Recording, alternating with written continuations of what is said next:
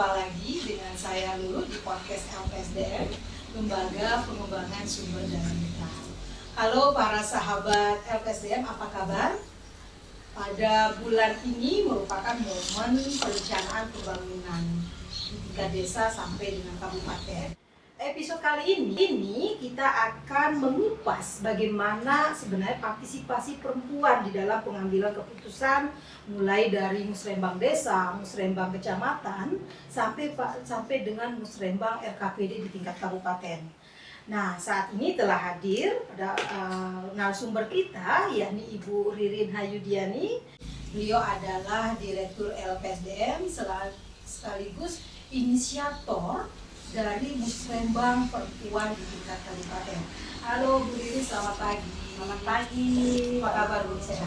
Baik, sehat, alhamdulillah. Ya, ini podcast kali ini tentu kami ingin mendengar, karena ini adalah momentum di mana perencanaan pembangunan mulai dari tingkat desa ini sedang dilakukan. Nah, ini tentu menjadi peluang bagi perempuan untuk kemudian bagaimana mereka itu berpartisipasi dan untuk menyampaikan. Tapi sejauh ini Bu, kami ingin mendengar seperti apa sebenarnya LPSD yang melihat kebijakan terkait dengan partisipasi perempuan dalam pembangunan. Kok bisa?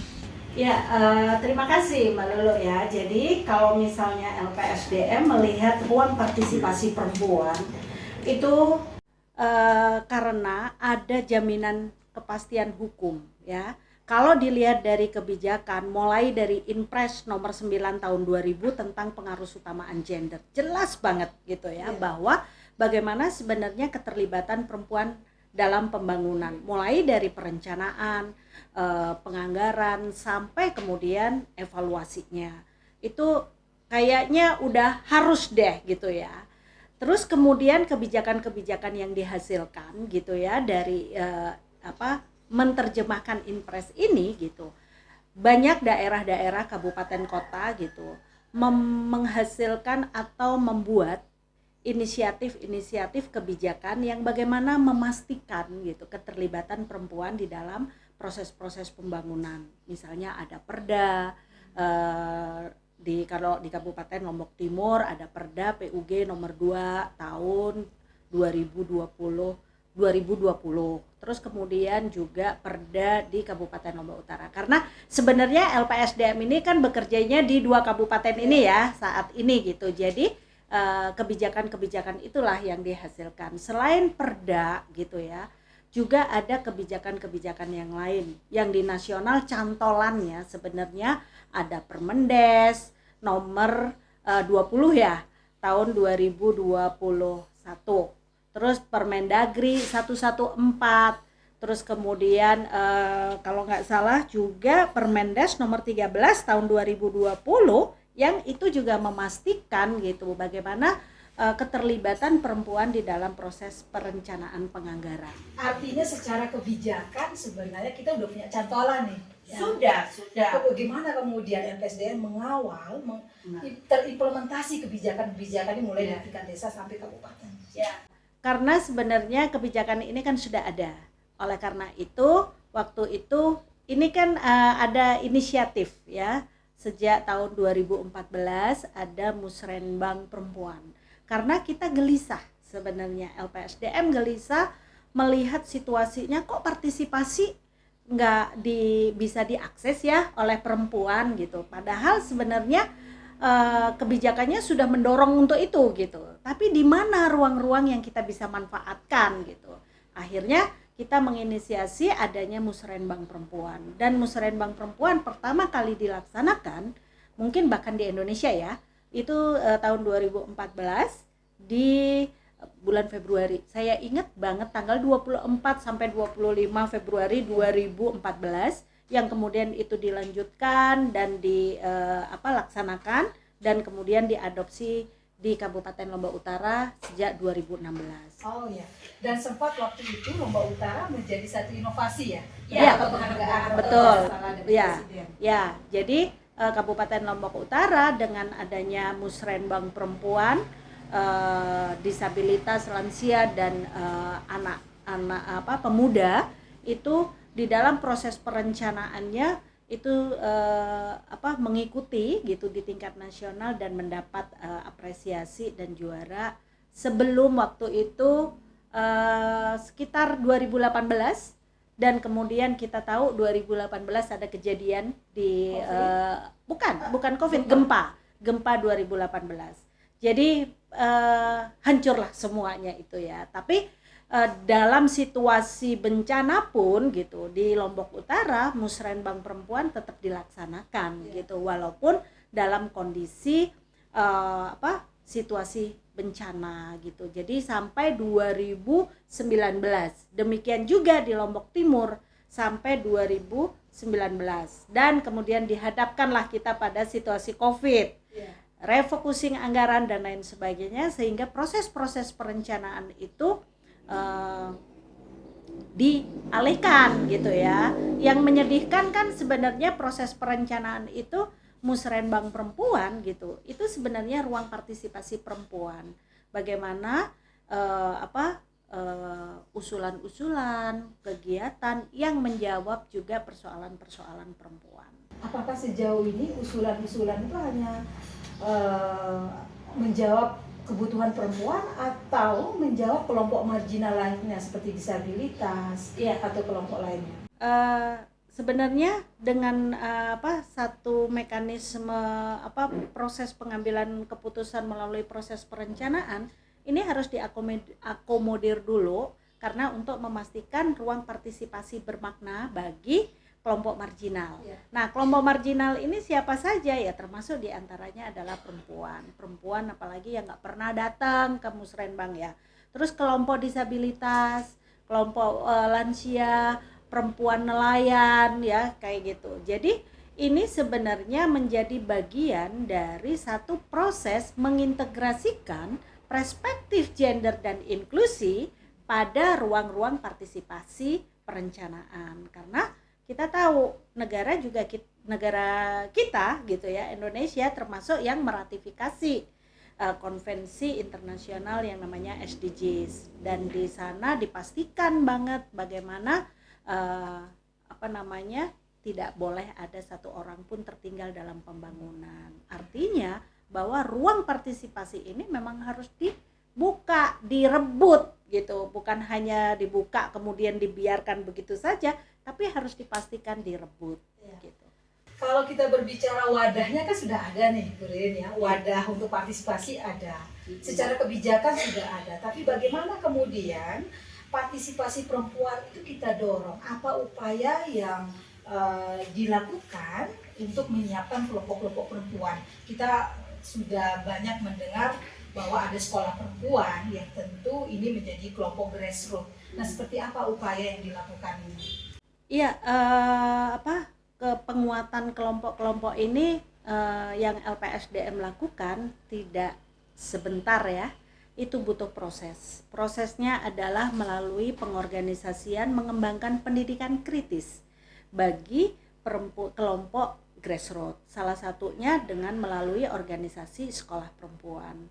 Nah, sekolah perempuan ini wadahnya perempuan-perempuan marginal gitu ya, yang diorganisir dan kemudian dibekali pengetahuan pendidikan kritis feminis gitu ya, di mana perspektif gender dan inklusi menjadi satu bagian yang penting untuk diketahui, dan mereka akan menyadari tentang hak-haknya. Salah satunya adalah partisipasi mereka di dalam proses perencanaan pembangunan. Nah, tentunya LPSDM tidak membiarkan seperti begitu saja, tetapi bagaimana merebut dan mengadvokasi gitu, mulai dari desa sampai kabupaten, dan itu diperkuat dengan satu modul gitu ya, penguatan kepemimpinan perempuan untuk meningkatkan kepercayaan diri perempuan grassroots ini. Terus kemudian juga dibekali dengan bagaimana sih mekanisme perencanaan tata kelola pemerintahan desa gitu, sehingga mereka mengetahui alur-alur perencanaan itu seperti apa dan ruang mana yang harus diisi, diadvokasi gitu, supaya mereka tahu dan merebut kesempatan gitu, merebut ruang untuk dia terlibat, mereka terlibat menjadi bagian dari proses perencanaan tersebut. Nah, salah satunya adalah upayanya sebagai tim tim RPJMDes, tim penyusun, tim penyusun, tim 7, tim 9, 11 ya tergantung di desa masing-masing gitu ya. Tapi mereka menjadi bagian dari proses itu sampai mengawal RKPDes-nya kayak gitu. Kadang kan di dalam proses itu kalau nggak dikawal sering hilang ya gitu. Jadi ini memastikan bagaimana keterlibatan perempuan di dalam proses-proses perencanaan sampai pengawalan, sampai penganggaran, sampai diketok gitu. Benar. Karena selama ini berbicara partisipasi perempuan, ya perempuannya dilibatkan, tapi hanya diam, tidak bisa berbicara karena tidak diberikan ruang kesempatan. Dan juga jumlah perempuannya juga pasti lebih sedikit. Ini yang memang sering kita lihat menjadi catatan-catatan, sehingga memang adanya wadah ini sangat penting ya untuk bagaimana memberikan ruang bagi perempuan. Nah, kalau kemarin kita mendengar juga nih ada kegiatan musrembang daerah perempuan, sekaligus ada musrembang nasional perempuan. Ini yang dilakukan di daerah-daerah yang termasuk LPSDM adalah bagian dari panitia penyelenggara di tingkat daerah. Ini seperti apa pengawalan rumusan usulan itu yang sampai kemudian ke tingkat nasional? Apakah akan balik lagi ke tingkat daerah atau seperti apa? Ya. Jadi kalau misalnya ngelihat prosesnya, jadi inisiatif-inisiatif yang sudah dikembangkan, diadopsi, kemudian dilakukan terus-menerus gitu ya, dikuatkan, ini menjadi satu proses pembelajaran yang sangat panjang untuk memperkuat perempuan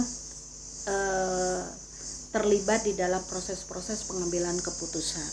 Nah, oleh karena itu dengan apa yang sudah dilakukan LPSDM lakukan di dalam sekolah perempuan, ini kemudian mengangkat isu-isu yang selama ini menjadi persoalan di level di daerah kabupaten. Jadi kemudian kita kasih kita sebut gitu ya, musyawarah daerah, musyawarah perempuan daerah gitu ya, musda dilakukan yang kemudian melibatkan semua jaringan LPSDM, tentunya terlibat sebagai fasilitatornya gitu ya, menyiapkan dan kemudian juga mempersiapkan si komunitas dalam konteks untuk substansinya, dan kemudian juga menggali sebelum proses itu, menggali dulu FGD gitu ya, diskusi intensif, bener nggak nih kalau usulan kan seringkali gini di masyarakat, terjadi nggak perkawinan anak, terjadi banyak nggak, banyak itu berapa gitu kan. Kalau misalnya terjadi kekerasan, pelecehan seksual, KDRT banyak gitu, banyaknya berapa, sering sekali tidak didukung data. Nah, diskusi intensif itu untuk memastikan gitu ya, bahwa kalau ada data perkawinan anak berapa gitu ya. Jadi advokasi di dalam perencanaan pembangunan itu juga harus berbasis pada data pilah dan data gender, bukan hanya laki perempuan gitu, tetapi juga data gender harus bunyi, isu-isu perempuannya juga bunyi, isu-isu inklusifnya, dan kemudian bagaimana isu-isu berinteraksi antar satu masalah dengan masalah lain, itu digali sebagai satu alat analisis kita di dalam proses musyawarah daerah, musyawarah perempuan daerah kayak gitu, sehingga ditemukan waktu itu Lombok Timur maupun Lombok Utara kita temukan 7 kalau nggak salah, 7 isu apa 9 isu gitu ya, kaitannya dengan pencegahan perkawinan anak, terus kemudian juga perempuan dan ekonomi gitu, terus kemudian juga untuk isu-isu perlindungan sosial kayak gitu, dan juga bagaimana mengawal dan mencegah kekerasan berbasis gender kaitannya dengan UU TPKS kayak gitu, dan pekerja migran, dan banyak lagi isu-isu.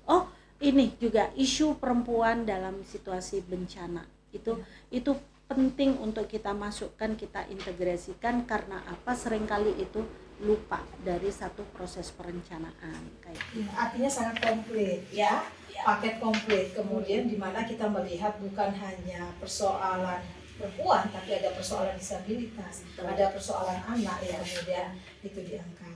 Nah, sejauh ini apakah sudah ada yang goal dari perencanaan yang dikawal? Dari proses ini sebagian besar sudah bisa kita katakan kita bisa merayakan ya keberhasilan kecil itu mulai dari desa gitu ya, sudah ada perhatian untuk mengalokasikan anggaran program terkait di tingkat desa bahkan di kabupaten, dan dari hasil musyawarah nasional musyawarah daerah itu diangkatkan isunya menjadi di dalam musyawarah perempuan nasional, Munas perempuan gitu ya, yang waktu itu dilaksanakan di Bali. Dan dari Lombok, Pulau Lombok itu kita membawa LPSDM memfasilitasi sekitar berapa ya, 150 kalau nggak salah ya, 150 komunitas yang selama ini gitu mereka tidak pernah keluar dari desanya, dari rumahnya, kemudian langsung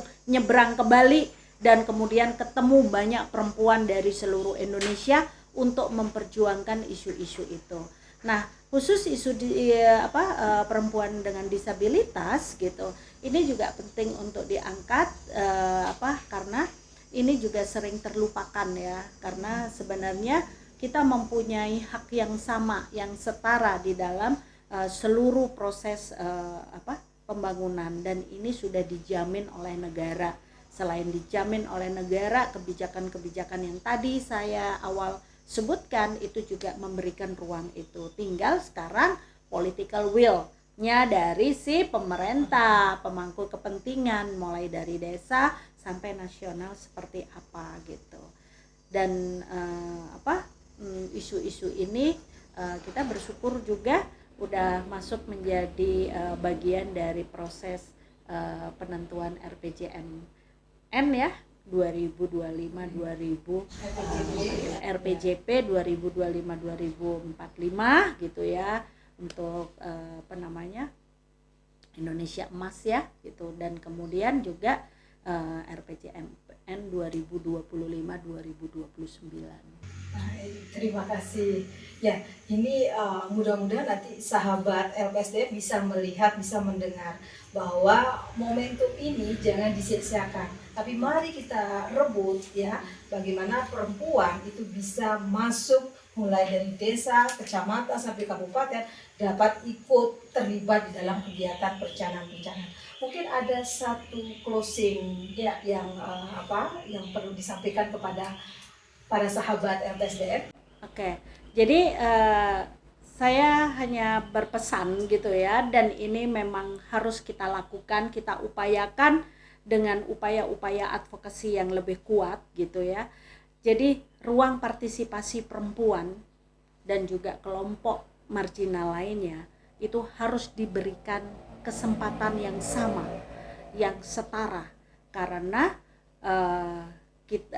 Indonesia itu prinsipnya kan tidak boleh ada satu orang pun tertinggal di dalam pembangunan, sehingga dari desa sampai tingkat nasional harus melakukan gitu inisiatif, dilaksanakan lagi mekanisme musrenbang perempuan, musrenbang tematik kah gitu, tetapi wadahnya harus diberikan kesempatan yang sama, akses yang setara gitu bagi kelompok-kelompok marginal yang selama ini ditinggalkan gitu. Jadi musrenbang perempuan harus dilaksanakan di berbagai daerah, di berbagai desa sampai kemudian nasional.